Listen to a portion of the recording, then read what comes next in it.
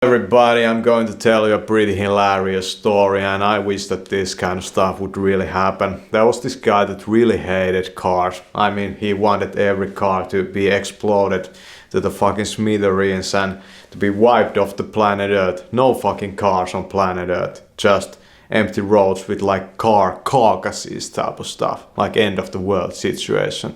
That was this guy's view of utopia. But he had to compromise a bit, so he couldn't accomplish this in his life, but this he could do.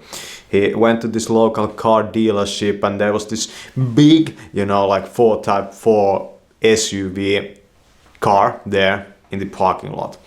And he just asked, like, can I look around for a bit in this car? And the dealer was like, yeah, go ahead. And when the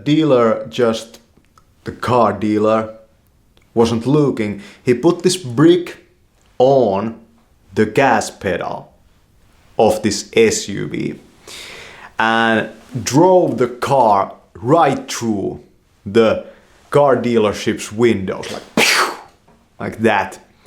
Smashed into some, like 200 grand cars there. Destroyed them like that.